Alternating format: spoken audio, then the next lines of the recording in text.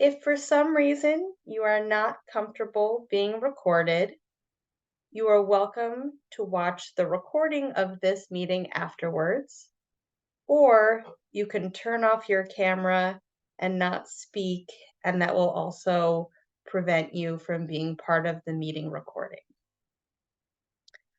My name is Sophie Glass, and I have been the facilitator in the past for these Lower Duwamish Waterway stakeholders meetings. This meeting today is taking place in 4 languages, and we will go through how to access those languages shortly.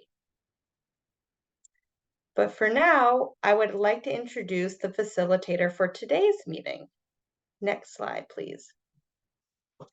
So I am moving into an advisor and support role on this project, and you all are so lucky that Melanie Del Rosario will be your facilitator for these stakeholder meetings moving forward.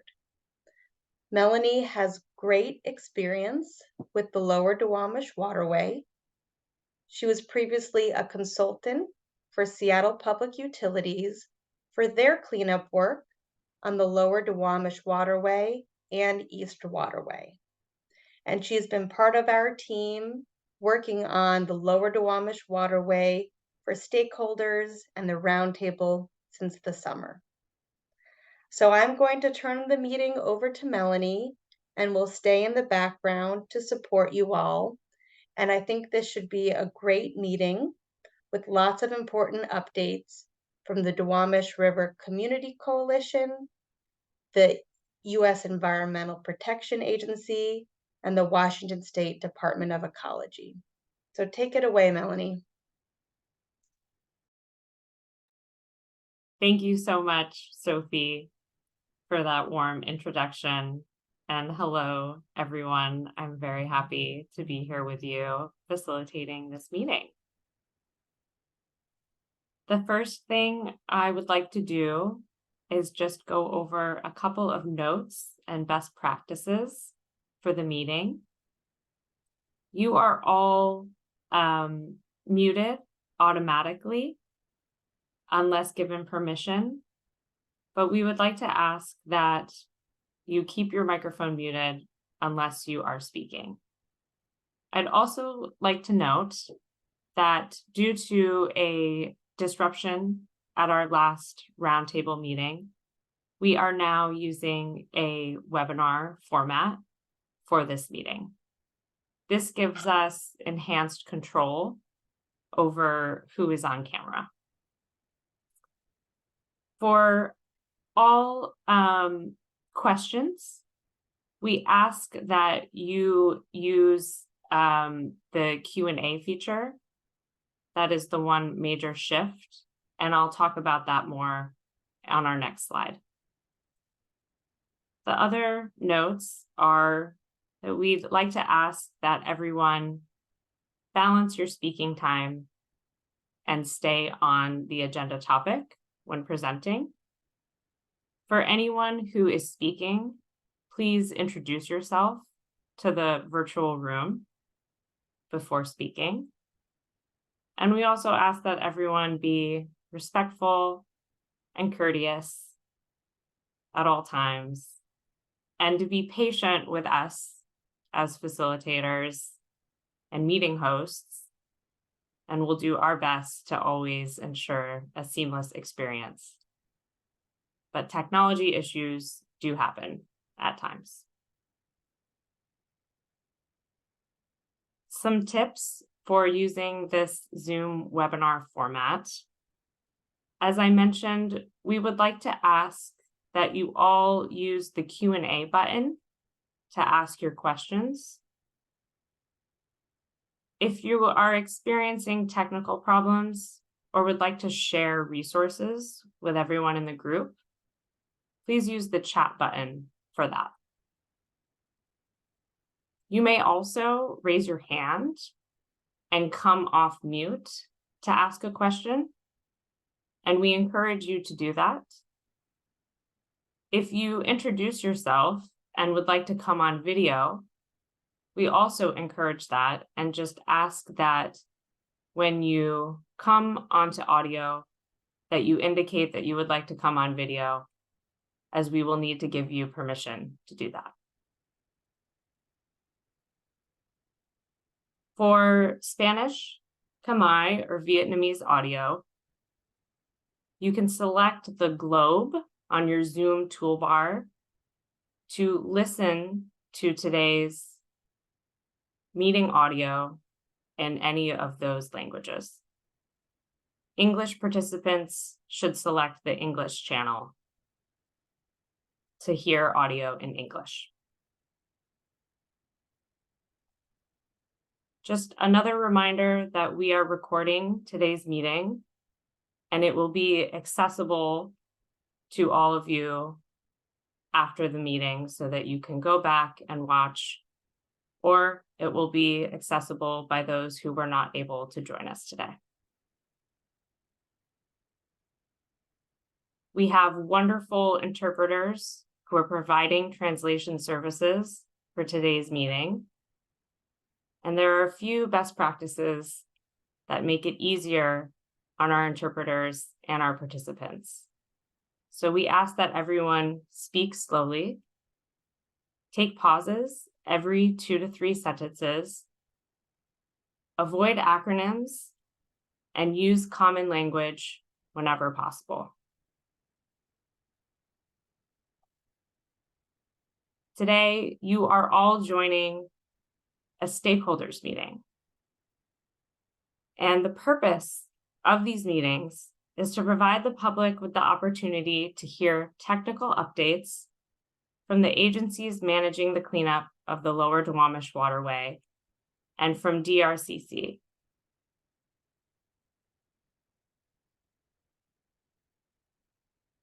Our agenda for today, and I will ask someone from my team to post the agenda and the slides into the chat, is to hear updates from the Duwamish River Community Coalition, or DRCC, hear updates on the Upper Reach and Middle Reach from the Environmental Protection Agency. We will hear updates from the Department of Ecology on their work with source control. We will also hear updates on community involvement from both the Environmental Protection Agency and the Department of Ecology. And we will finish with a discussion of next steps, final wrap-up, and we will adjourn. This meeting will end by 12 o'clock. I will now pass it off to our first presenter, Jamie Hearn from DRCC, the Duwamish River Community Coalition. Good morning, everyone. My name is Jamie Hearn, and I am here with the Duwamish River Community Coalition.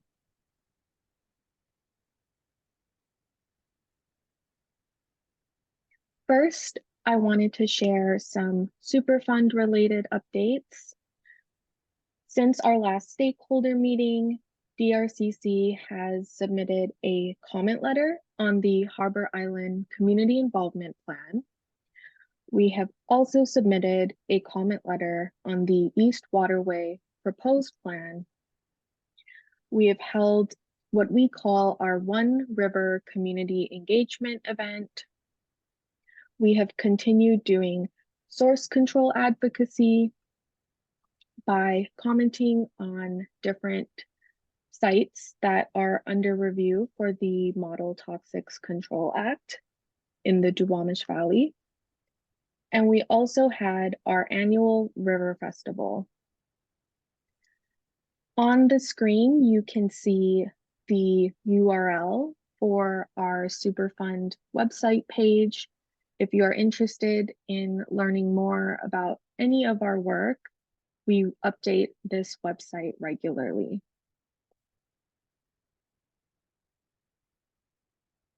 Next slide, please.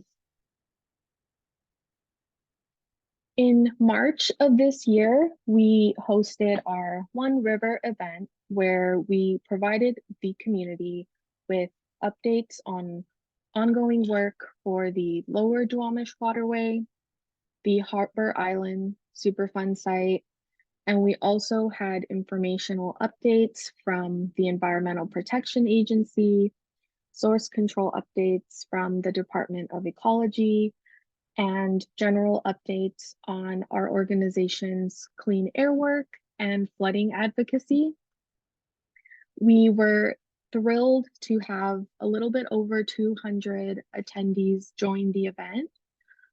We also had a river model that was created by our youth corps.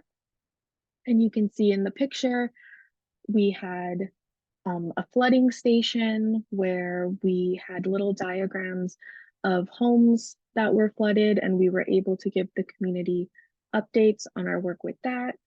And we also had a public comment station where folks were able to provide public comments and their priorities in whatever language they wanted. And we also encouraged folks to draw pictures or leave any thoughts or comments in a way that felt best for them.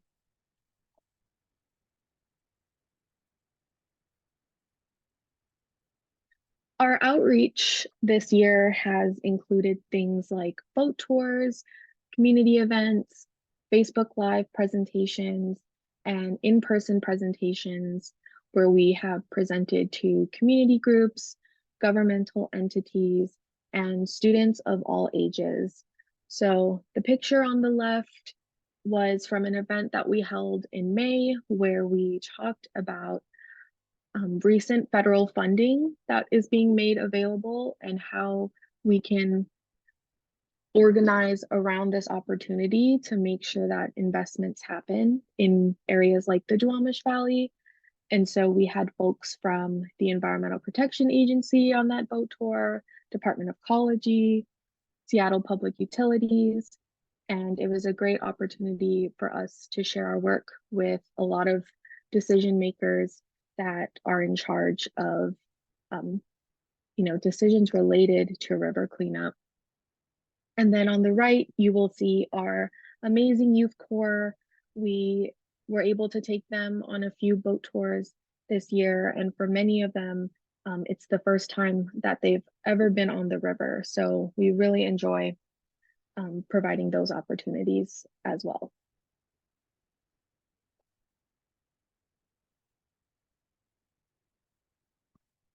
We also held our Duwamish River Festival in August, and it was really great to see many of you there.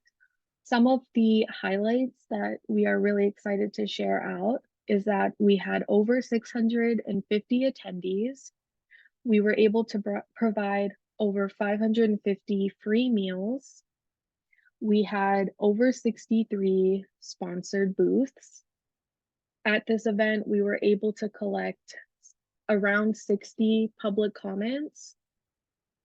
We gave away over 1,000 swag items, and we had 12 different local performing groups.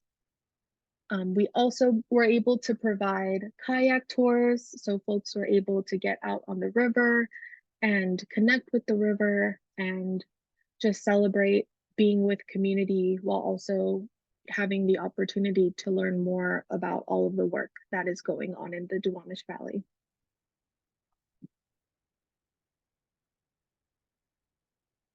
If you are interested in reading any of our comment letters, we have updated our website to include them. So it is on the one of the tabs under our Superfund site pages, and the left side of the screen shows what the actual website looks like when you are navigating to find the comment letter.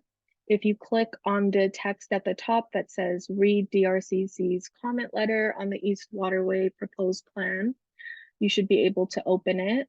And we also have this graphic on the right posted on all our social media with a QR code and a link to also access our public comment letters.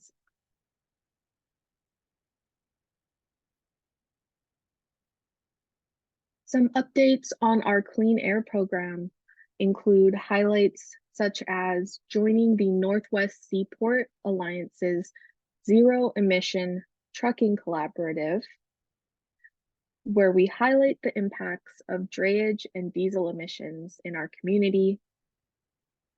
We have also been a part of advocacy for State Bill 1368, which would require the purchase of zero emission school buses in Washington. And we have been advocating for a pilot program in the Duwamish Valley. And we are also working with Front and Centered to co-create legislation that aims to incorporate a cumulative risk assessment into permitting decisions to reduce pollution in communities like the Duwamish Valley.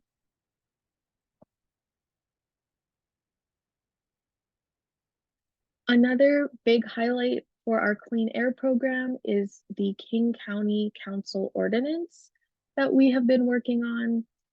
This ordinance would add 2 additional community seats to the King County International Airport Roundtable for Beacon Hill and South Park. And it would also create a roundtable advisory subcommittee, which would advise and make recommendations to airport leadership and county executives.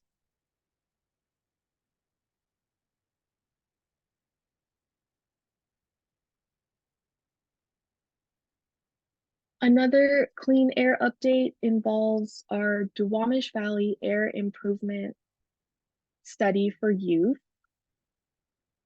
It is a comprehensive research study that we are doing in partnership with University of Washington, and it is supported by community-based organizations and partners and focuses on low-cost air quality monitoring, interventions to reduce air pollution and improve asthma control, and empowerment through community-based participatory research to achieve health equity. And the picture on the screen is our community advisory team, which is made up of community members in the Duwamish Valley. And this project will be ongoing for the next couple of years, but it is a really exciting update to our clean air work.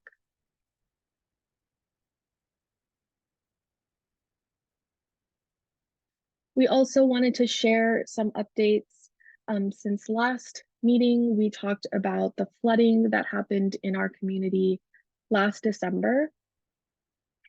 As we are nearing another flooding season this winter, DRCC has partnered with Just Health Action and Via Comunitaria to create a community advisory group for South Park neighborhood members who were impacted by the last year's King Tide flood.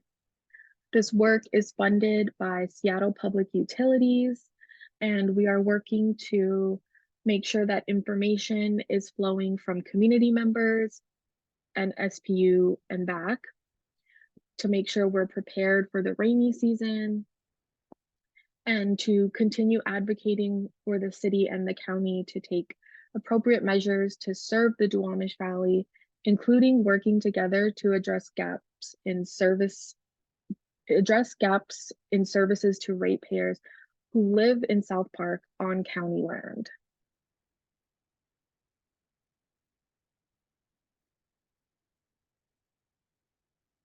So we are currently hosting meetings with 20 of the impacted households, which is not the total amount of impacted households, as many of our community members are still displaced.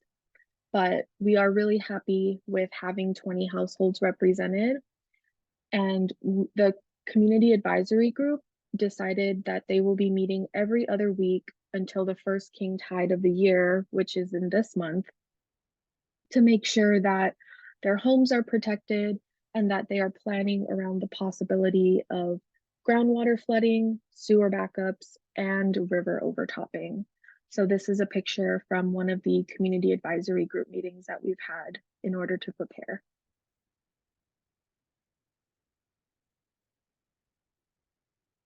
We also wanted to share with everyone that DRCC has been selected as a regional hub for Justice 40 federal funding. We are very excited to be a part of this national initiative to make sure that a lot of the federal funding that has been made available recently will end up in communities like the Duwamish Valley that are long overdue for large-scale infrastructure updates. And so this work that we've been doing has been in collaboration with the Deep South Center for Environmental Justice and the Bullard Center for Environmental and Climate Justice.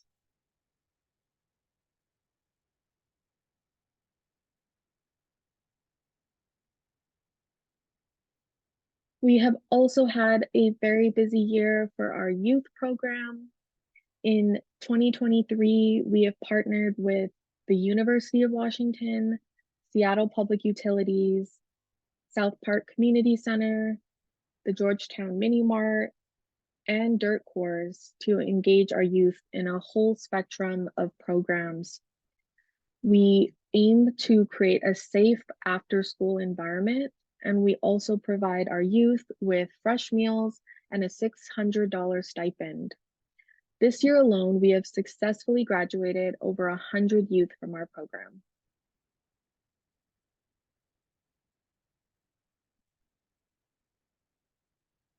Some of the projects that our incredible youth have been working on include over 10 community cleanups where over 1,000 pounds of trash have been removed, helping to facilitate community events like Duwamish Alive, our airfare, the One River event that we held, One Seattle Day of Service, our River Festival, and the South Park Pump Station opening, as well as a community meeting that was held with Mayor Harrell. Our youth has also participated in UW or University of Washington focus groups and surveys to help inform future efforts addressing the impacts of climate change and community needs. And our youth also work with Seattle Public Utilities to increase awareness of stormwater pollution and pollution prevention.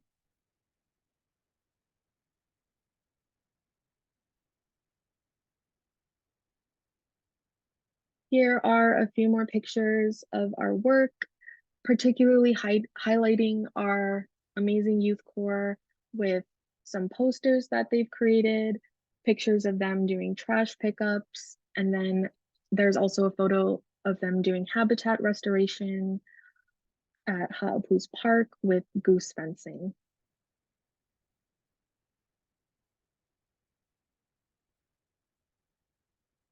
So thank you everyone for your time. And I just wanted to highlight that we have an online calendar if you are interested in learning more about our upcoming events. And we also have Instagram and Facebook pages where we provide everyone with updates on all of our work. So thank you very much. Thank you so much, Jamie, for those wonderful updates. I would like to let everyone know that we have copies of this presentation, this portion of the presentation, that we will be sharing out after the meeting once we have translated versions in Khmer, Vietnamese, and Spanish language. Are there any questions for Jamie regarding anything related to the updates she provided about the Duwamish River Community Coalition work? You can raise your hand and come off mute or on camera to ask your question, or you can add your question to the Q&A.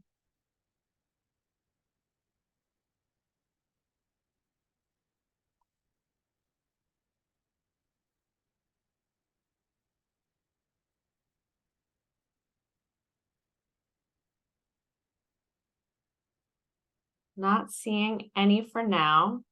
If you think of any questions, please feel free to add them to the Q&A. And I would ask that, Jamie, if you check the Q&A and see any questions directed to you, if you could please respond. I will now turn it over to our next presenter, Ellie Hale from the Environmental Protection Agency.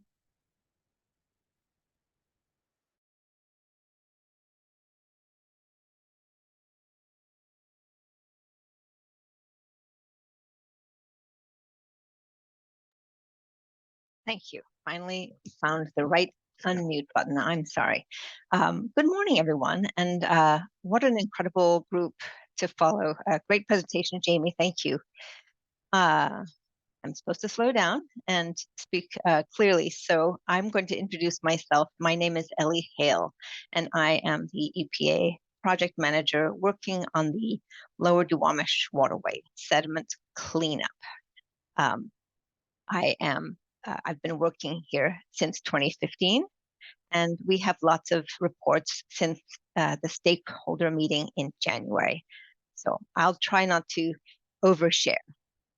But our first big news, next slide, please, is that we are expanding our project team, which is good because the work is also increasing. Nasreen Erei is our new RPM on the Lower Duwamish Waterway, and RPM means a remedial project manager. She's new to Region 10 EPA, but she brings lots of great experience from her prior work, as you can see.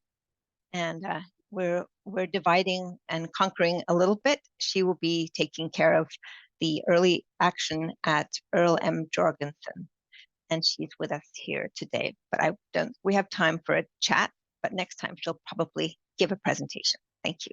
Next slide. In January of this year, we initiated a negotiation for a settlement on the cleanup, the last big settlement, we hope. And the potentially responsible parties under Superfund are working together to negotiate this agreement. And I am not allowed to talk about it, except to say that the negotiations are continuing. And that's good because we want a settlement in place for the work that we're doing next year. Next slide, please. So this is a review, maybe an introduction for some. We have been working with the Lower Duwamish Waterway group, who agreed to do the studies of the site at the very beginning and have amended their agreement several times. The most recent amendments were to complete a design for the cleanup in the first of the cleanup sections, the upper reach, shown on the left. And then they amended it again for the design of the middle reach. And the design starts are staggered because we plan to implement them in a staggered process, as you will see. So as with phased sequentially from upstream to downstream. Next slide, yeah. And so we've been using the requirements of our cleanup plan to define problem areas that were outlined in the record of decision, the cleanup plan.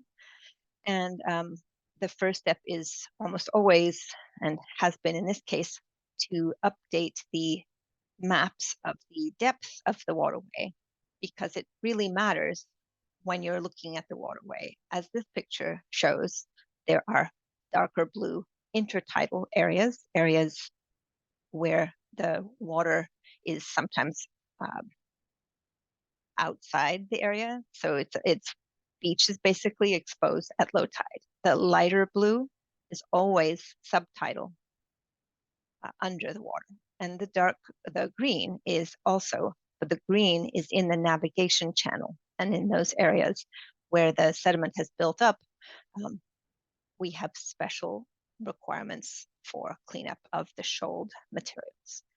And the action levels that trigger a active remediation alternative are shown in table 28 of the cleanup plan. But the overall goal is to ensure that the sediments are stable and clean and provide good habitat. So next slide, please. I should say also protect human health and the environment. That is really the big picture. We need to get this place cleaned up. So in the upper reach, we have been working on the pre-design investigations for several years. And then by the time we met in January, we had embarked on the engineering part of this work. And so the 30% and 60% design were in review this summer. And then in August, in July, we got the 90% design. So we're heading toward the finish line in refining our cleanup areas. You might remember seeing a map that showed these little pink blobs, which are really quite small on this map.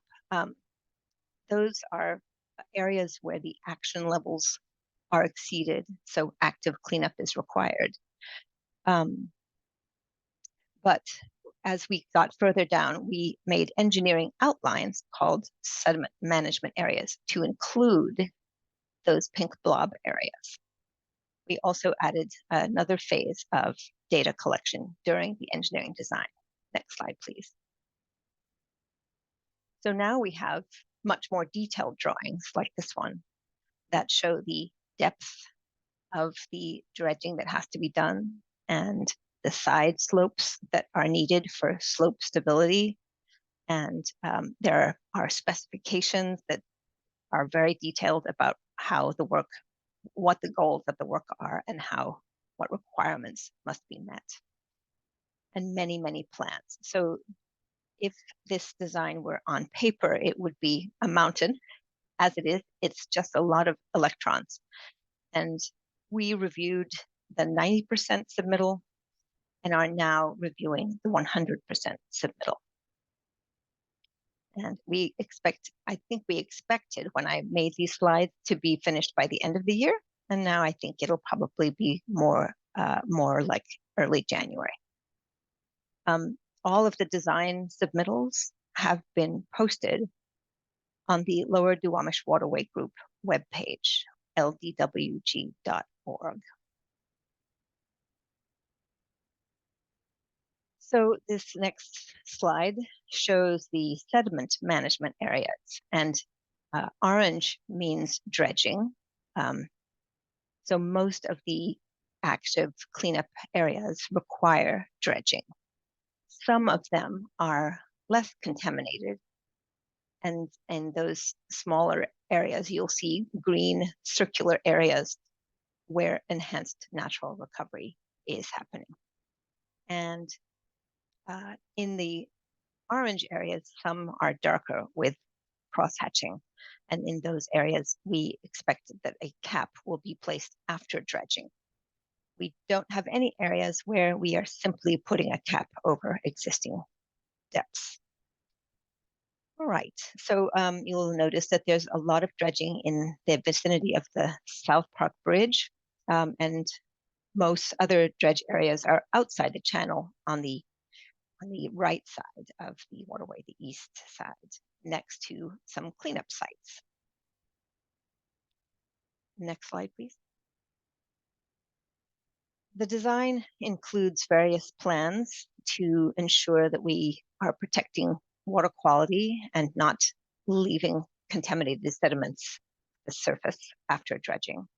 So the water quality monitoring plan in the 90% design included this diagram, which shows this in the middle, the structure, the dredging barge, and then a barge where the dredged material is placed. And Melanie, if you can use your pointer, by all means do. Thank you. As required, we have upstream locations where we test the water quality for background conditions. And when I say background, I mean background turbidity and other conventional measures of water quality. And then downstream of the work, particularly when the tide is flowing out, we have two distances from the work area where monitoring is done at various depths. And the monitoring approach is a graded approach. So at the beginning of each sediment management area, there will be more intensive monitoring. And as the work proceeds, if there are no issues, the monitoring may be scaled back a little bit. Ultimately, we need to use these field measures like turbidity because they allow us to do real-time decision making about the need for changes to the operations. So this is the 90% design. The 100% design will be different because it will be addressing our comments. But on to the next slide. Clearly, when we do dredging, we need to show that we got the material that we intended to get out of the waterway. So this is a flow chart that shows the sequence of activities. You do the dredging, the contractor surveys to show the elevations and that they met those elevations in the design. After that, the QA team, quality assurance team, goes out to collect samples in the dredged footprint and also some sediment samples outside to ensure that we know what might have been disturbed at the bottom and redeposited adjacent to the dredged footprint. If the core in the dredged area indicates that there's still contaminated sediments to be removed, then additional dredging will happen. If that's not the case, complete material placement is the next step. So in some areas where there's habitat value above a certain elevation, the dredged area has to be filled back to pre-dredge elevations. In some cases, there will only be a residuals management layer just to make sure that any fine materials that settle after dredging are not going to be exposed to the water. If re-dredging happens, we just sort of rinse and repeat. So we do that only once, though. After the second re-dredging pass, the backfilling will be done. EPA and our technical team will be overseeing all of this work, and there will be a lot of moment by moment in the field decisions, but this helps us with making those decisions, having this kind of information. And it's a process we plan to follow. Next slide, please. Department of Ecology will give more details on this, but as required by the ROD, we needed to make sure that the sediment sources of contamination to the sediment were sufficiently controlled. And Department of Ecology did an evaluation, and EPA reviewed that evaluation and agreed with their recommendations. And as a result, one area that was in the 30 and 60% design is not in the 90% design. And that is the sediment area next to Boeing, Isaacson, Thompson. That is a MOTCA site, and you'll hear a little more about that, but we will definitely come back and finish this sediment area, but after work has proceeded in the upland groundwater site. Next slide, please. So this is a quick review of our schedule, and we're aiming for a construction start as soon as October of 2024. There are a lot of things that this schedule hangs on, but that is our plan. And as you recall, we have a sort of fall, winter, early spring construction window. So that seasonal construction will happen probably 3 times over 3 years for this 2-mile section of the river. We are developing plans for public communication and have communicated with people who live near the river and who are concerned by its impacts of cleanup. So a plan is being developed as part of the design, and we will see those plans in mid-December. Next slide. So all of that is keeping things moving in the upper reach while we get through the pre-design investigations in the middle reach, shown here. Next slide, please. The middle reach is a lot more complicated in some ways than the upper reach. There are fewer adjacent early action areas, but there are a lot more structures, and it's a kind of a tight squeeze there. So the field work was happening when we met in January, and it was a longer field window than usual because of the need to relocate barges and to get under structures. However, we do have the data now, and we're currently evaluating next steps for the phase 2 data collection. But back to the slide, the point is that it's a complicated part of the waterway with numerous Model Toxics Cleanup Act sites adjacent to the shore, and critically 3 different authorized depths depending where you are. So in the navigation channel, for navigation purposes, the Corps of Engineers is authorized to maintain the channel to certain depths. And that affects exactly how data are interpreted, and it affects what areas are shoaled, are considered shoaled. All right, next slide. Ellie, Please. Yes, am I going too you fast? are doing great. If you could slow down just a teeny bit for I'll the try. interpreters, that would be Yes. great. I will. We are doing Sorry, great on interpreters. time. And thank you, interpreters. I'm sorry for that. So the Middle Reach upland sites currently being worked on by Department of Ecology are, some of them are shown here, but this is a constantly changing reality. So the latest map would probably include 2 additional sites. The blue one is an EPA lead groundwater cleanup. Next slide. Next slide. And this is a complicated figure, but I just wanted to show that what we test for in the sediments depends very much on where we are on the map. Are we in intertidal areas? Are we in subtidal areas? And are they areas where there's the likelihood of burial by new sediments? Or are we in an area where we might see erosion? And sometimes that erosion could be caused by currents, sometimes by passing vessels or tugboats. It also determines the depth of the samples we take. And so these, it makes it a very complicated process, but interesting. Next slide, please. And so now as we look at the data, we have surface results, those for intertidal and subtidal areas. The top 10 centimeters are analyzed.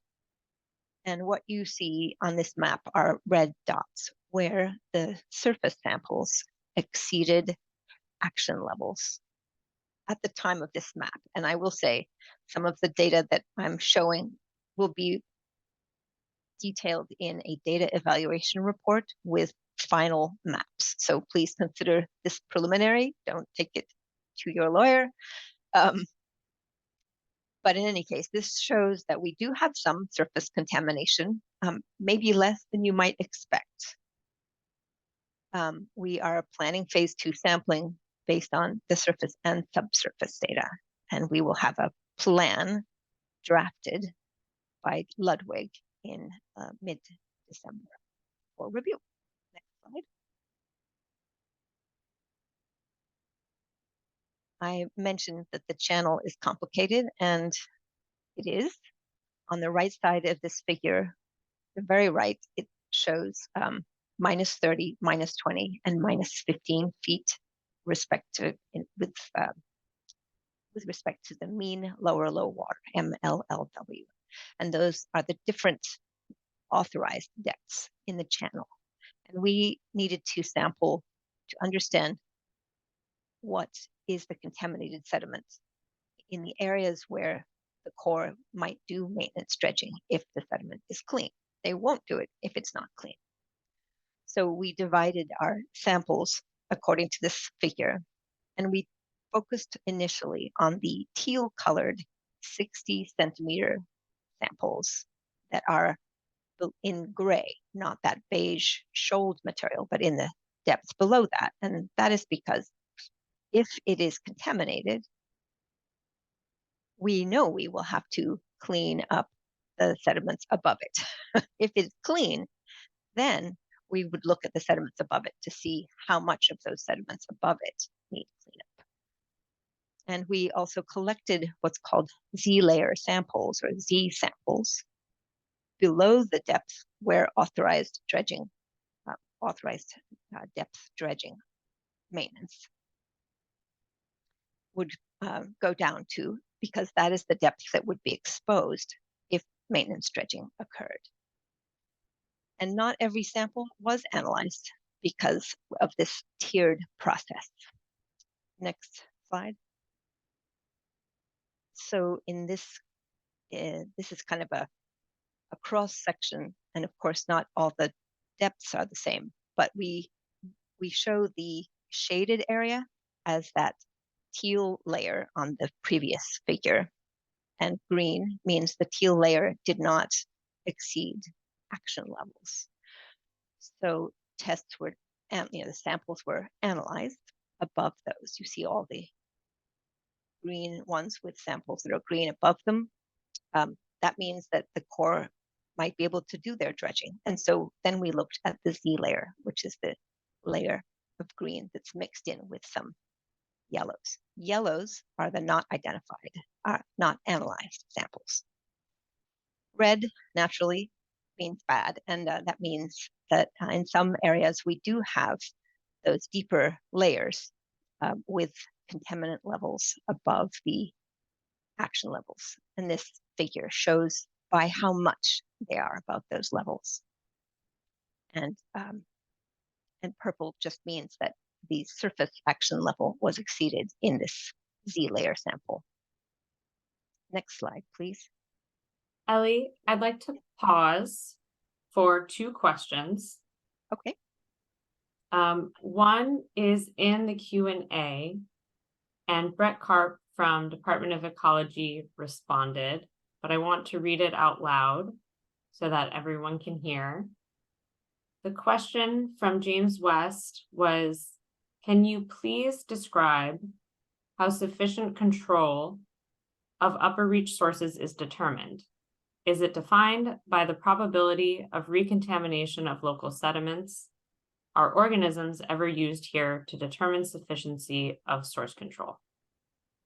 And Brett's response, and then Ellie, I'll give you an opportunity to add anything, was that ecology's source control evaluation is an in-depth review of readily available documents and data. Organisms are not used to determine if sources are controlled. Ellie, is there anything you'd like to add to that response? No, I think that's spot on. And source control is sort of in the bailiwick of the Department of Ecology. EPA reviewed their review of sources. And the measure is, are the sediments likely to be contaminated in future above action levels? That is kind of the likelihood of recontamination above action levels. That's the definition. Thank you, James, for the question, and Brett and Ellie for the response. We have another question from Lynn Gould in the chat. When will Boeing Isaacson Upland be cleaned up? And how does that affect EPA's cleanup schedule?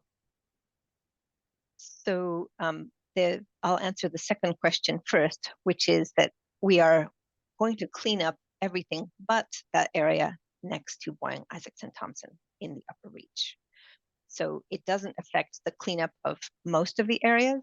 It only affects the cleanup of the sediments next to Boeing, Isaacson, Thompson. Department of Ecology and EPA talk frequently, and the Department of Ecology should probably answer the question, but I've heard estimates of 3 to 5 years. I think it really depends how long it takes to get a cleanup action plan for the upland site and then to design and implement that plan. Is there anyone from the Department of Ecology that wants to add anything to Ellie's response about the timing? Morning, I'm Brett Karp, the Aquatics Unit Supervisor with the Department of Ecology. I'll just add that the remedy that is being looked at for Boeing, Isaacson, Thompson is viable on a number of other sites. They plan to implement a pilot test for that in the next 12 to 18 months. I would agree with Ellie that the cleanup is likely to take another 3 to 5 years here.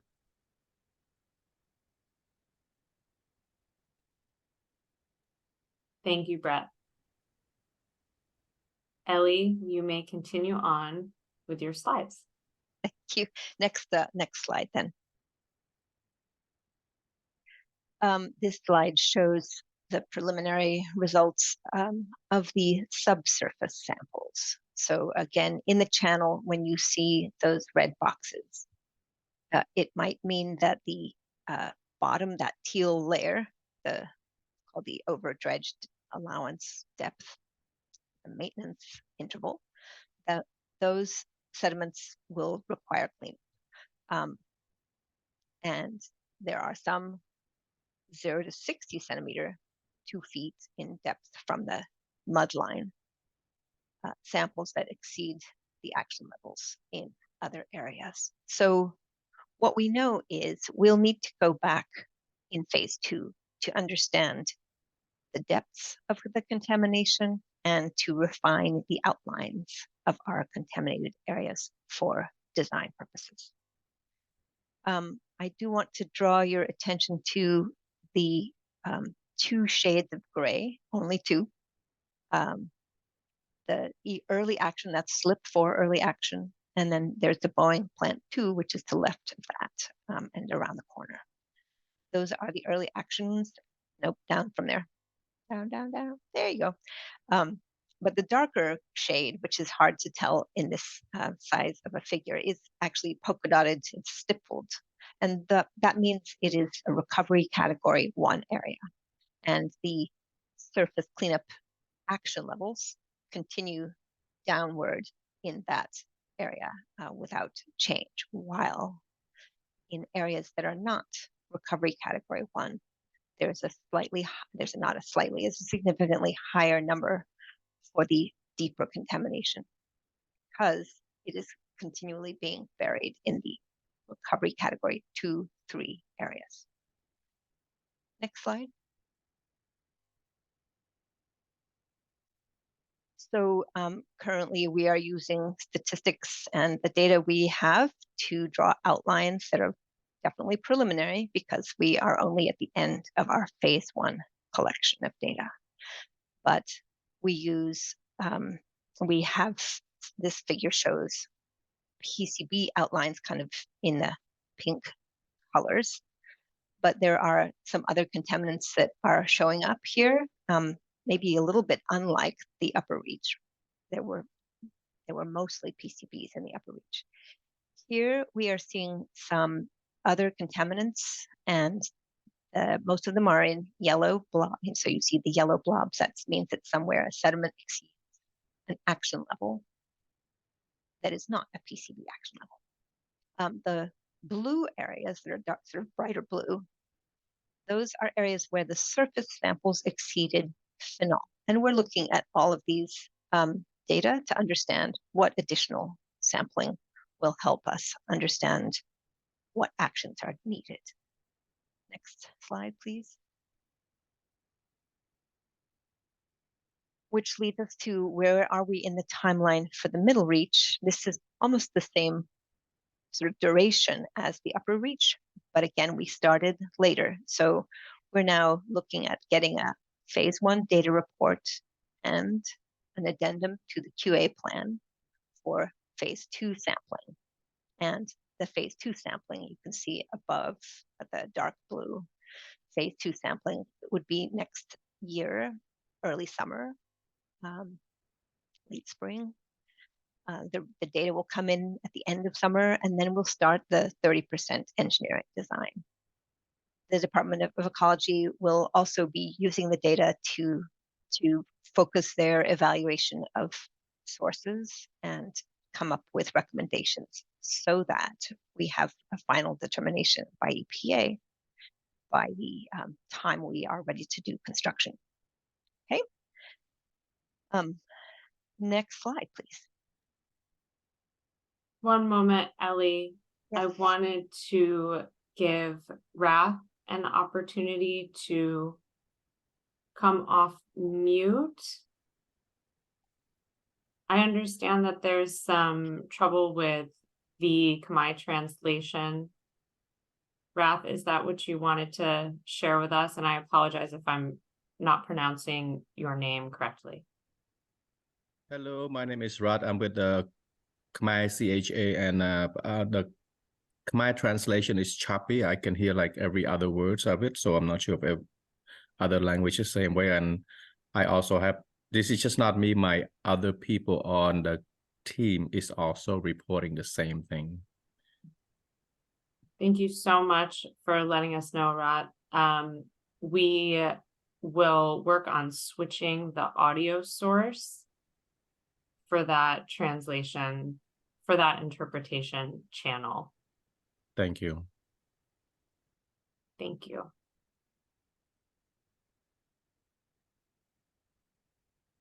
Shall I proceed? Ellie, yep, I will pass it back to you. Okay, thank you.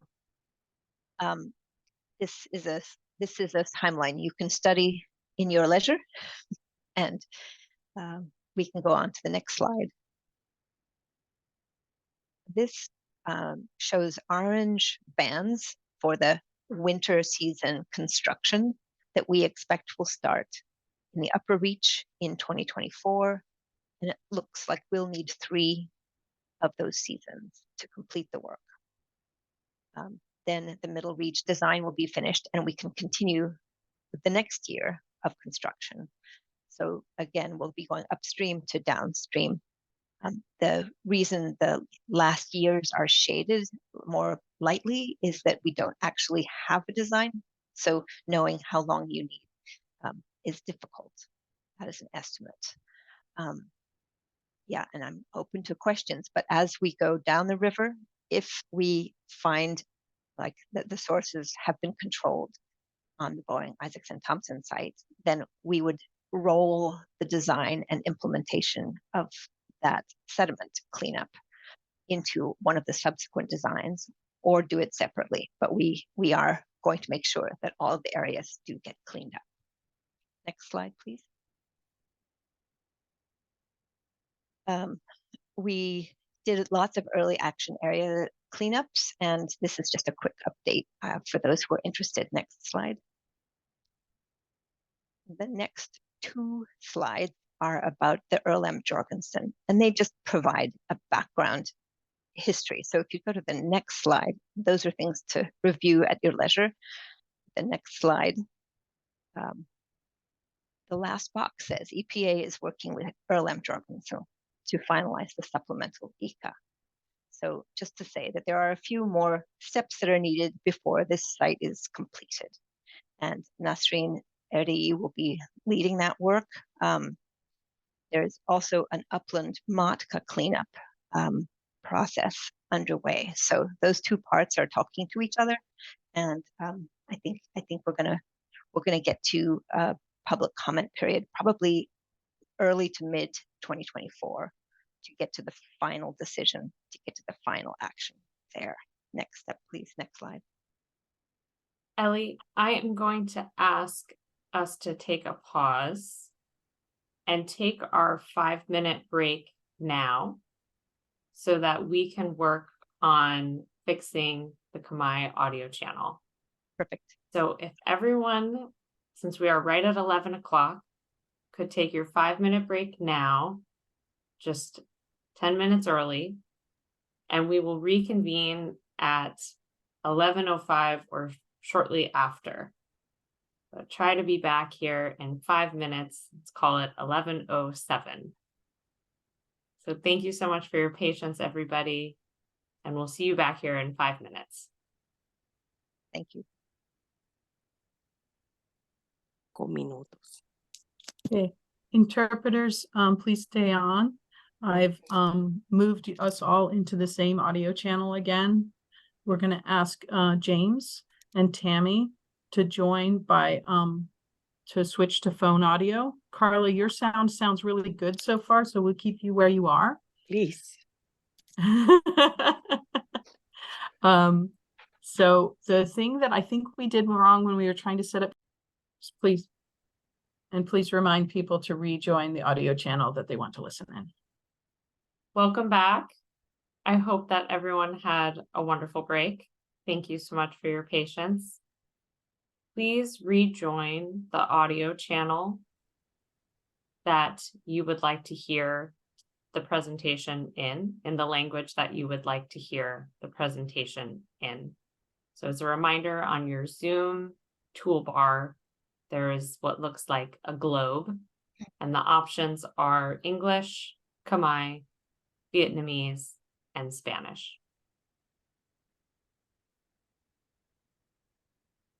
And after giving everyone just a short amount of time to join those channels, I will pass the mic back to Ellie Hale to continue her presentation. Go ahead, Ellie. Okay. We'll go to the next slide. Thank you. So, of course, the question is, after the early action is constructed, most of the time it was dredging everything out that could be dredged out. But in the case of slip 4, it was a cap as well. We have sort of a 10-year period of monitoring. And so we've been getting monitoring results to review whether the caps or the cleaned up areas are still clean. And they all come separately on separate schedules. But there was a 2023 report for slip 4, and we do see some contaminants are above levels of that are action levels. So we are keeping an eye on that. It is part of the middle reach, and there will be 2 additional rounds of sampling before and during the middle reach cleanup and design and cleanup.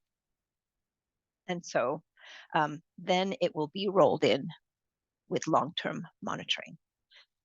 There are, I think, very few samples where this happens sort of recurrently, and it's probably related to the fact that there are multiple outfalls at the upper end of the waterway of the slip. This chart shows at the bottom of the left side figure 4 little graphs, and it's for each sample location. It just shows the progression of the sample results relative to action levels for PCBs at 2 of the phthalates. The lower right is organic carbon, which is also building up, which is natural. The upper right picture is a compressed graphic. It's, the Boeing Plant 2 shoreline cleanup is very long. So the top half is the north half and the bottom half is the south half. But all of the monitoring from that shows that the RALs are continuing to be met there. The bottom figure is a little dim. Those are the sample locations for T117, which is adjacent to what is now a nice restoration site. They've done previous sediment monitoring and reported that and it's always been clean. And they recently collected additional samples, which will be reported next year. I think that's it. Of course, the two other early actions were monitored over the past 10 years. The 10-year period has long passed, but the Norfolk area is now actually going to need additional work, and that is part of the Upper Reach cleanup. The Duwamish Diagonal is the last one, and that is part of the Lower Reach cleanup. And we don't know whether it will need additional actions. Okay, so next slide is just a rest slide for your heart and soul. Next slide. Yeah, the T117 Duwamish People's Park is what it's officially called, but it was the T117 cleanup. And now it's this developing happy habitat for fish and birds and other wildlife. So it always makes me happy just to see a picture. I thought I'd share that. Next slide. Ellie, if we could pause for a question. Sure. We have a question. If the EEAs, is that early action? Is that supposed to be EAAs? Early, I think probably EAAs, Okay. yeah. And BJ, please feel free to raise a hand if you'd like to clarify further. Show recontamination after the Upper Reach cleanup. Will they need to address that, and who will be responsible? I think that's a question that we will have to take when the time comes, if the time comes. At this point, I think the plan is to monitor once we've constructed all the cleanups, we will be looking at the natural recovery process and monitoring to see if we are seeing continued reduction site-wide. And where we have action level exceedances, we'll kind of look at how consistent and what large size area is affected. So it's a little too early to answer that question with any detail. But I understand the reason for asking, and I think it's a good question. Thank you, Ellie. I'll move on to your next slide. Yeah, the next slide is just an aerial of a figure from the Terminal 108 early action area. It's not an early action area. It is an ECA. It is an engineering evaluation cost analysis, which is a developing. So this is a developing study of the site, which is in the Lower Reach. So we aren't doing the design of the sediment cleanup next to it yet. However, this is just to draw your attention to the fact that they have soil samples and groundwater samples, and they are going to continue to monitor groundwater for a few more rounds so that they have a very clear picture of what needs to be done, and that will go through the normal public process. This is an EPA lead. It's called a removal action, a CERCLA, a Superfund kind of cleanup that is faster. Next slide, please. This is just to complete the picture of EPA's work on upland sites. There's the Boeing Plant 2 site next to the nice shoreline restoration on the Boeing Plant 2 side on the east side. And on the right side of the picture is a very large paved area that is in the Upper Reach. It's the Container Properties site that was formerly called the Rhone-Pelonc site. The site is paved, and there is a groundwater containment wall around the edges. And our sediment cleanup goes right up to those edges. So the property owners and EPA are working on the interface between the soil work and the sediment work. And in addition, they're finishing a study. They aren't done with it, but they're working on a study where they're going to come up with final actions necessary for the site. The Boeing plant, back to the left side, has recorded some environmental covenants. Those are land use controls, basically, and done some paving work plans. And they will be starting groundwater corrective measures. That's cleanup work in 2025, most likely. with soil cleanup work expected in 2024 and 2026. And I think that is close to the end of my presentation, but one next slide, please. The Rainier Commons is a cleanup site that is being managed as a TSCA, Toxic Substances Control Act. So yet another part of EPA is leading here. And the requirement is to remove contaminated paint that has PCBs, which is it's an additive people used to use in paint. So work was started some time ago. It was resumed in 2023, but it won't be completed until next year at the soonest. They had to suspend work in the summer due to some vandalism, and they don't work during the rainy season. So next year they'll probably get to the rest of the courtyard and the freeway side of the buildings. And I think currently the west side building surfaces have been completed. Next. Oh my, site-wide periodic monitoring. I forgot that I had all this. Next slide, please. So as part of the agreement with Ludwig, they periodically are revisiting the baseline tissue samples. That's shellfish, fish, and the shellfish are crabs and clams. So clams were collected this June. They were composited and sent to labs for analysis, and we will be getting the results in early 2024. And similarly, next slide, please. Crab and fish sampling, and everybody looks very happy because when you catch it, that means that's one less that you have to look for. So those results will also be out next year, but this sampling was done in August. Next slide. And finally, there was a repeat of passive sampling of dissolved PCBs, freely dissolved PCBs in the deeper waterway water. And again, they're modeled results, but we'll have a basis for comparison, which is the baseline sampling. Thank you. And next slide, please.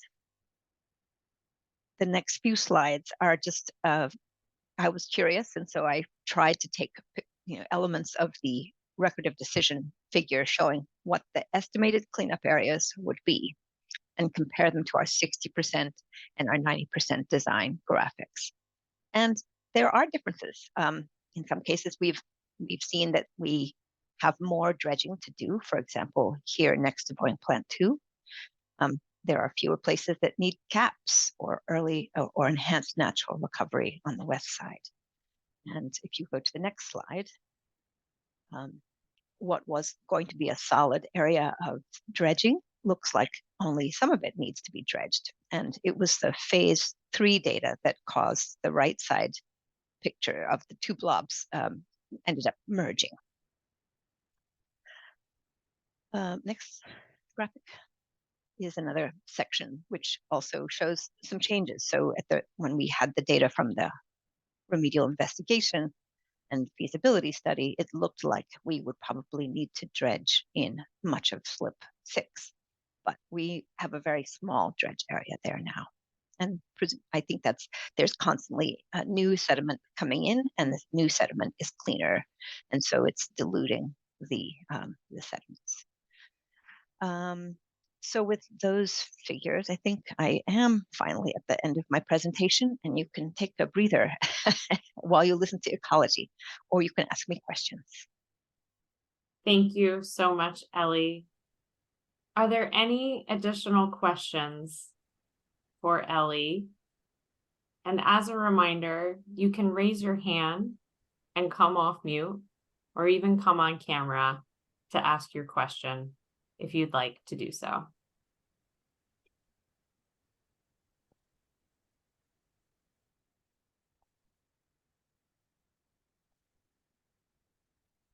Please continue to use the Q&A to pose questions, and we will respond if you think of any during or after the next presentation.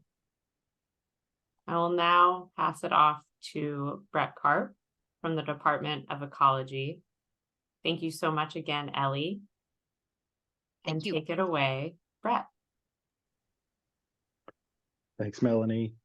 I'd like to first say I'm Brett Karp, said it earlier, the Aquatics Unit Supervisor with the Department of Ecology.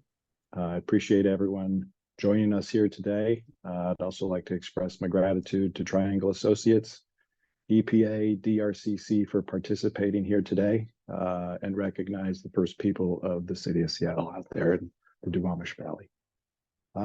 Ecology updates will be less lengthy than EPA's, touching on some similar things, but a few different items. The Toxics Cleanup Program is one program in the Department of Ecology.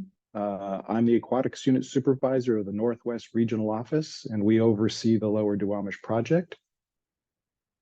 The project team participants are listed here. It includes Bo Johnson, Anthony Wenke, and Meredith Waldrip, as well as myself. This is a bit of a new team. Most of the folks on that team have been with ecology less than 5 years, but bring significant cleanup experience on projects in the Seattle area. Next slide, please. Ecology's updates really include 4 primary categories. The first is the Model Toxics Control Act site outreach and engagement updates. That's our public outreach for MOTCA sites. An update on the MOTCA sites, again, Model Toxics Control Act. We'll touch a little bit on the extensive work and presentation that Ellie gave on the in-water design. And then the last piece is a quick update on source control activities. Next slide, please.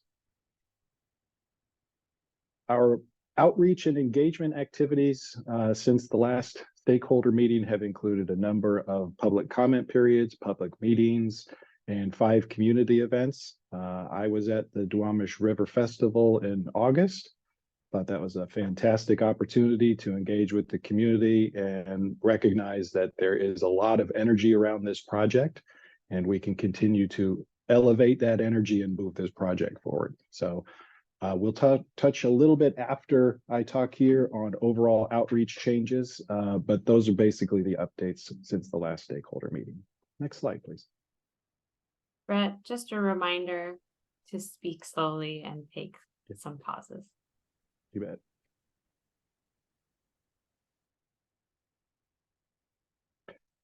As Ellie's graphics indicated, the Lower Duwamish includes a number of ecology cleanup sites. We clean those up under the Model Toxics Control Act. I'd love to give you an updated graphic. We do not have one for this meeting, but we will for the next one. The in-water sediment results, the phase 1 and phase 2 sampling that Ellie is overseeing. We've been tracking with those sediment results and understand the conceptual site model, and everything is essentially lining up with the conceptual site model that was initially developed. There aren't a whole lot of significant changes. Looking ahead, site COCs will be evaluated for potential outliers that may not have been included in the ROD during the sufficiency evaluation, and that is to ensure that the protective remedy here is inclusive of all the things that we may encounter in the future. Next slide, please. EPA's in-water remedy design. Again, Ellie's great update provided a lot of information on the status of the upper reach and what we're seeing in the middle reach. The recent sediment sampling results that we're getting for the middle reach really do align with the previous conceptual site model. Ellie's last slide there showed how changes in the sampling procedures can result in refinement of the actual areas of impact. And that's what we're seeing in the data coming in. That's very supportive of the process that we're undertaking to eventually clean this up. Ecology supports further assessment of areas where that initial data does not align with the new data. There are a couple of outlier areas that we're looking at, nothing really that's significantly changing the direction that we're moving, but we are looking closer at areas that don't quite align with the previous data. Looking ahead, sediment results will continue to be evaluated by our team as we partner with ecology and oversee what they're doing in terms of the in-water design remedy. But that portion of the project is progressing very well. Next slide, please. The source control evaluation, as Ellie indicated earlier, is really ecology's purview and bailiwick. That's the area that we're contributing to the in-water cleanup component. The upper reach source control sufficiency evaluation report was an extensive effort that took over a year and a half. That document was published in June, and our team will put forward a link to that document here and post it in the chat here for you if you don't have access to that quite yet. TCP is the top. Oh, not quite there yet. Thank you. The toxics cleanup program is also looking to address other sites in the uplands around the Lower Duwamish Waterway that have previously been looked at. They don't necessarily contribute to contamination, but there are certainly MACA sites that we're picking up in that area as well. Looking ahead, the middle reach source control evaluation is already underway. We expect to have some preliminary ideas by the end of 2024, but no significant concerns have yet been identified. Next slide, please.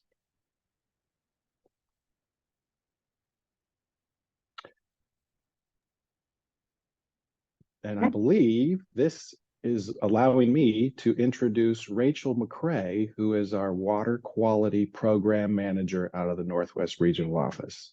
Thank you, everybody, for your time. I'll see you again when we talk about some outreach updates. All right. Good morning, everyone. Give me a little confirmation that my video and sound is working. Okay. Looks great, Rachel. Thank All you. right. Thank you. Thank you, Brett. As Brett said, my name is Rachel McCrae. I'm the section manager for Ecology's Water Quality Program, excuse me, in our Northwest region. I will give some updates today on work related to managing discharges to surface waters and controlling sources of pollution to those discharges. There are 3 types of water quality permits that are most relevant to the Lower Duwamish Waterway. The Industrial General or Industrial Stormwater General Permit applies to about 100 businesses in the source area that have industrial activities that occur outdoors.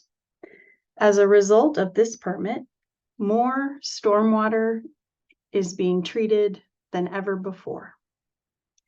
This permit also contains special requirements for dischargers to Puget Sound sediment cleanup sites, including the Lower Duwamish Waterway and the East Waterway.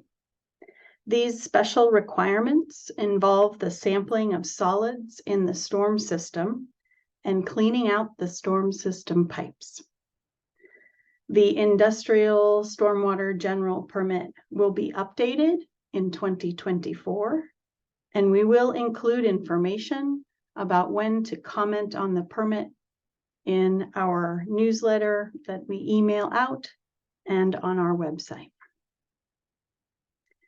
Next, the Phase 1 and Phase 2 municipal stormwater permits are also important to the Duwamish, and they are currently being updated. The public comment period just closed last week. One of the proposed updates involves increasing awareness of PCB sources in building materials and improving PCB pollution controls for public buildings. We will be reviewing the comments received and finalizing these permits in 2024. The third type of permit that's most relevant to the Duwamish involves the City of Seattle and King County Combined Sewer Overflows, or CSOs. The permit that regulates discharges from King County's West Point treatment plant includes requirements related to minimizing pollution from combined sewer overflows. That permit was out for public comment earlier this year, and Ecology is now working on responding to the comments received so that we can issue that permit in the next few months. Separately, there will also be information being made available in 2024 that will provide updates to the city and county's efforts to control remaining uncontrolled CSOs. Again, we will notify folks about available information in our email newsletter and on our website. Next, a short update on the Green Duwamish Watershed Pollutant Loading Assessment. That project is developing the modeling tools that will help us all understand what can be done after the sediment cleanups are complete in order to further protect and restore water quality and the designated uses of the Duwamish River. EPA now has a representative from EPA's Water Division, their TMDL, their Total Maximum Daily Load program, has a representative to work with us on model development. And we are collaborating where feasible with the Salish Sea modeling team. This long-term project is underway and remains a priority of Ecology's water quality program. On the topic of other PCB control projects, I wanted to share that momentum continues to build around the PCBs in building materials project. The Puget Sound National Estuary Program's Stormwater Strategic Initiative recently awarded over $260,000 to the Seattle and Bellevue 2030 districts nonprofit organizations to do an outreach and education campaign aimed at property owners, property managers, construction companies, municipalities, and affordable housing providers to help get the word out about PCBs in building materials, how to find out if a building has PCBs, and what to do if PCBs are found. This is just one example of exciting pollution control work that will help reduce PCBs in stormwater throughout the Green Duwamish watershed and Puget Sound. And finally, a quick update on Ecology's water quality program staffing. We will be recruiting soon for 2 jobs that are important for Duwamish source control efforts. One job is a Duwamish watershed stormwater compliance inspector. The other job is an entry-level community outreach and environmental education specialist. If you or someone you know would be interested in applying, please encourage them to watch for these job openings on our website. Next slide, please. And before closing today, I want to provide information about Washington State's reporting and referral system for environmental concerns and spills. We call this system ERTS. It stands for Environmental Report Tracking System. In this computer application, an Ecology employee reviews all reports that come into this system via email, phone call, or web form. They are looking for details about what happened so that they can refer the report to the correct Ecology program or the federal, state, or local entity that has the authority and responsibility for following up. The more information we receive in the report, and the sooner we get the report, the better the follow-up can be. we ask for information about the person making the report in case the agency who is investigating needs more information about what happened or what was observed.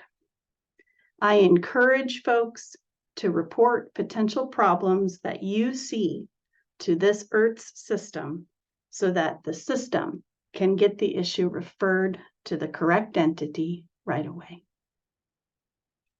Thank you for your time. Thank you so much, Rachel and Brett, for those presentations. I'd like to see if there are any questions for either Rachel or Brett. And a reminder, folks, that you can raise your hand or add your question to the Q&A to be answered either in writing or verbally.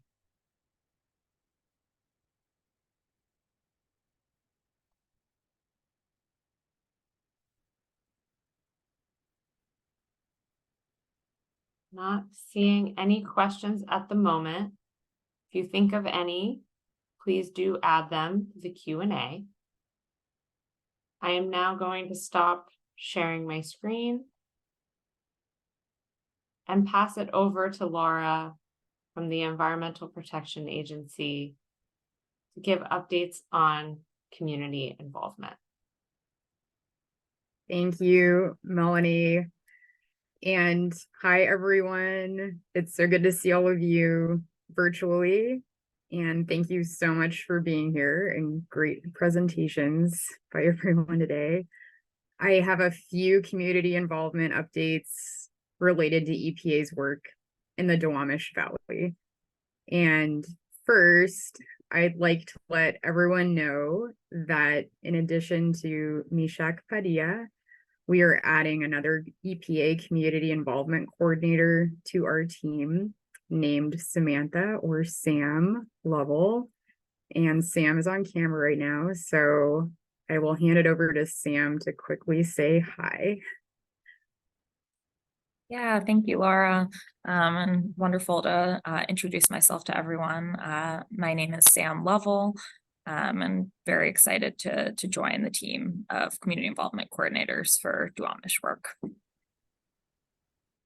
Thank you, Sam. So you'll start to see Sam's name a bit too. I also want to let everyone know that we are continuing to talk and scope about job training opportunities with the Lower Duwamish Waterway group and the Priority Hire program. We mentioned this important work at the August 2023 roundtable and got some wonderful ideas and thoughts from all of you. So thank you very much. We hope to have a path forward to share with all of you and others by early 2024. And lastly, I have a few general updates on the Harbor Island cleanup work. And thanks for welcoming Sam, BJ in the chat. First of all, the EPA Harbor Island Community Involvement Plan is one update. Earlier this year, EPA released the draft Harbor Island Superfund site, EPA Community Involvement Plan, or CIP, for public feedback. And this community involvement plan describes how EPA proposes to best inform and engage community members, businesses, and others affected by this Superfund site on the cleanup. But part of what this Harbor Island Community Involvement Plan says too is that there are 4 main Superfund sites, obviously, including the one we're talking about today, in the Duwamish area. And so this updated community involvement plan talks about all of that too. And so I want to thank everyone who provided input on the draft plan. And it's been a while since we've given an update on the progress of the final Harbor Island Community Involvement Plan. And so we're still working to integrate all the valuable feedback that we received. And we hope to have a final EPA Harbor Island community involvement plan available in early 2024. And my second update is about the East Waterway proposed plan, which is part of the Harbor Island Superfund site. And I also want to thank everyone who provided comments to EPA on that proposed plan for the East Waterway operable unit. EPA is currently reviewing all the public comments that we received and is working on developing a final interim record of decision for the East Waterway cleanup that will include a responsiveness summary. And that responsiveness summary will summarize and respond to public comments that we received on the proposed plan.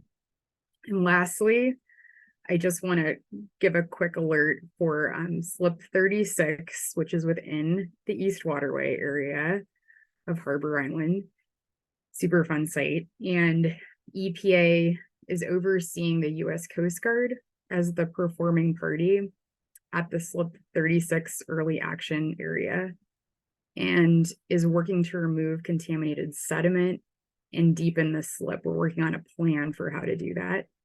And we're working with the Coast Guard to prepare cleanup options for public comment on that plan. And we hope to release that in 2024. Those are all my updates. Thank you, Melanie. Thank you so much, Laura. Any questions for Laura?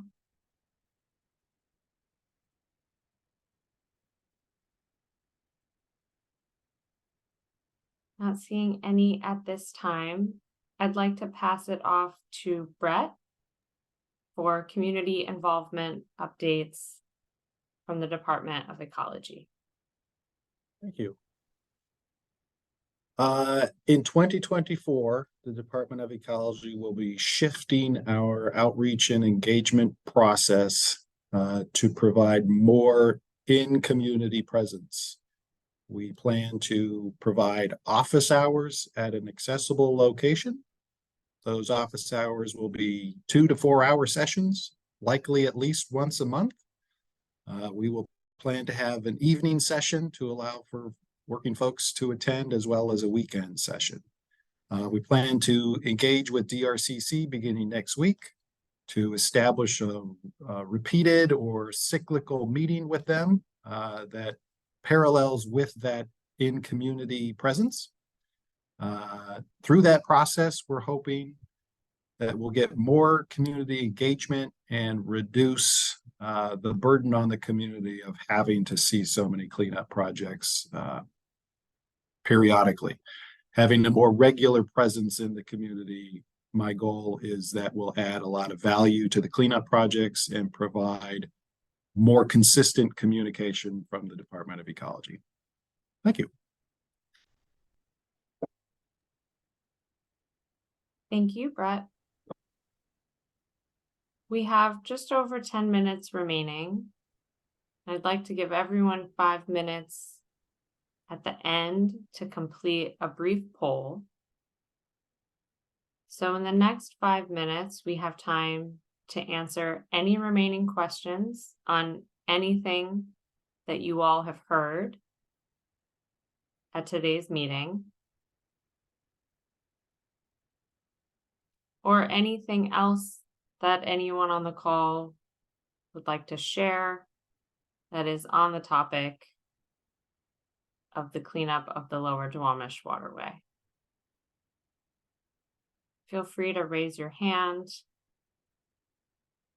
add any messages into the chat, or add a question to the Q&A for us to respond to. Well, folks, oh, I see a question from Dave. Brett, I think this is in response to your to the update you just provided. Where will the local ecology office be? Thank you for the question, Dave.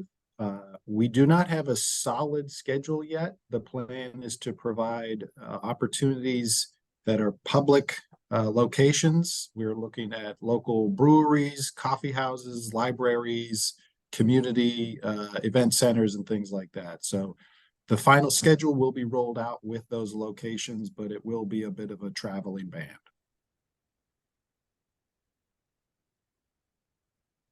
Thank you so much, Brett, and thanks for the question, Dave.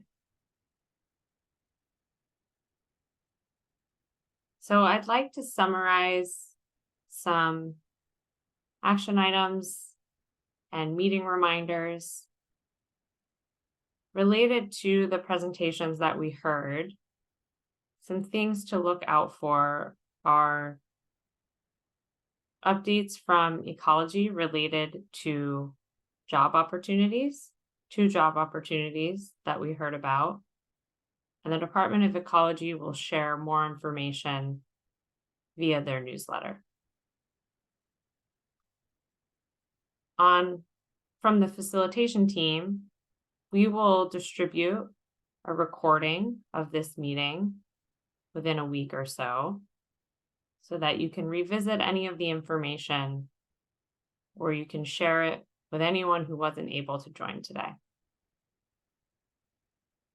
We will also work on improving the audio quality for those who were using our interpretation channels today. And again, we apologize for anyone who was not able to hear high quality audio during today's meeting. I would like to give everyone one last opportunity for questions. I see a suggestion / question for Brett, another follow-up. Have you looked at the Port of Seattle office in South Park? We absolutely have, and it is on the list of potential opportunities. Thanks. Great. Thank you, Dave. With the remaining time, I'd like to give everyone plenty of time to respond to a 5-question poll that we have. Anna, if you could go ahead and launch the poll. The poll is in English, Khmer, Spanish, and Vietnamese. There are 5 questions, so please scroll down to be sure that you are responding to all 5 questions. When you have finished the poll, you can feel free to sign off this meeting. And I would like to thank you all so much for joining us and for asking great questions, for your participation, and for your patience. I hope you all have a great rest of your day. I am also going to put my contact info in the chat. And I invite you all to share additional feedback about this meeting or reach out with any questions. I will also hang on after this meeting ends for anyone who would like to ask a question directly or share any additional feedback.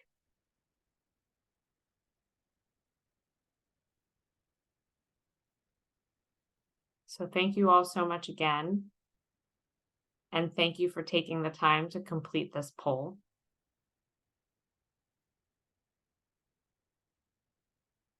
Is there anyone, any of our presenters, or anyone in the meeting who has any final words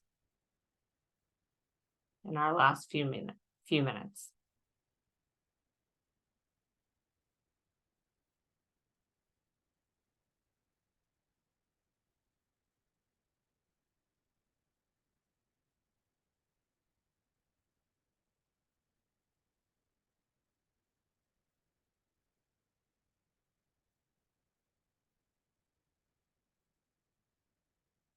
Well, thank you all again so much. I will stay on for the next 15 minutes.